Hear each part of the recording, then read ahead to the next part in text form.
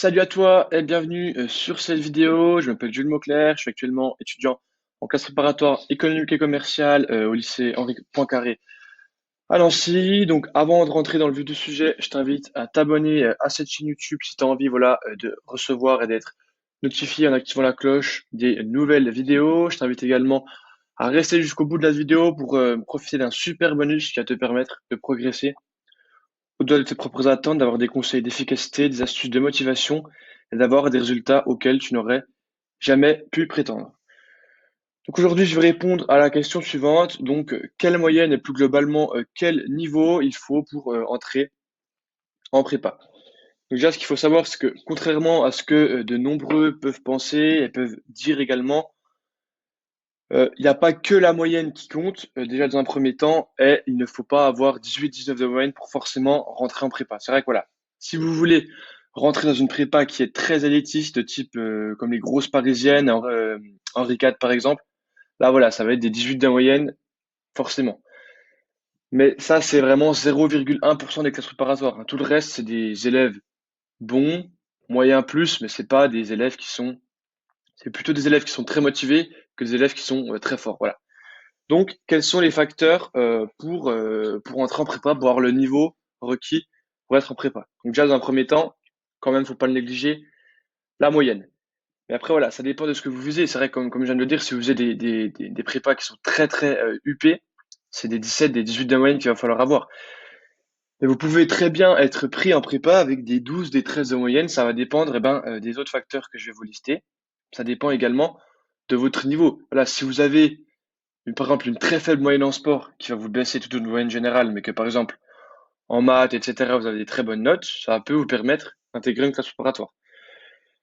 Donc la moyenne. Ensuite, le rang dans votre classe. Voilà, c'est très important parce que si vous êtes dans un lycée qui est très prestigieux, vous avez beau être dernier de votre classe, eh ben voilà, vous serez quand même considéré comme un bon, voire un très bon élève et inversement. Si vous êtes dans un lycée moyen, comme c'était mon cas, si vous n'êtes pas dans les 3, 4 premiers de la classe, ça va être difficile d'avoir une prépa côté. Après, ça dépend, hein. Vous pouvez être au milieu de votre classe et avoir une prépa, tout dépend des années.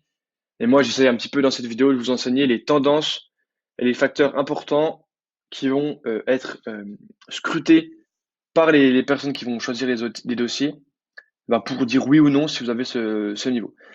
Ensuite, le niveau de votre lycée. Donc voilà, si vous avez un très bon lycée, ça rejoint un petit peu le point précédent au niveau du rang. Si vous avez un très bon lycée, et que vous êtes dernier de votre classe, ça aura vraiment pas un impact négatif.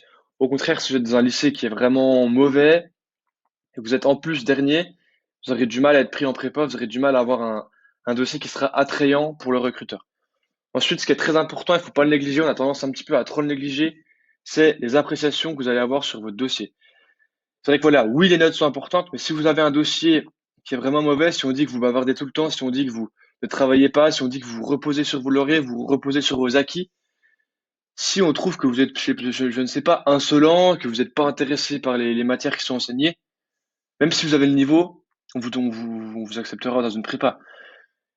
La prépa, c'est non seulement une histoire de niveau et de capacité, mais également d'état d'esprit, d'envie, de motivation. Si vous n'avez pas ça, vous ne serez pas accepté, c'est sûr et certain. Donc mettez l'accent sur la moyenne, certes, mais également sur l'appréciation. Il faut qu'on ait envie de vous recruter. Il faut qu'on se dise cette personne elle a le niveau, mais elle est sympathique. Elle pourra mettre une bonne ambiance dans la classe, une ambiance studieuse, une ambiance qui est agréable. Elle s'entendra bien avec les profs. Il n'y aura pas de souci avec cette personne. Voilà, concrètement. Et ensuite, ce qui est également important, c'est être une motivation. Voilà, vous savez que depuis que Parcoursup est mis en place, vous devez formuler une lettre de motivation pour entrer en classe préparatoire. C'est vrai que c'est quelque chose qui est assez important. Faut pas non plus exagérer son importance. C'est vrai que c'est pas ce qui va faire la différence entre vous et entre le fait que vous soyez classé premier ou 300e.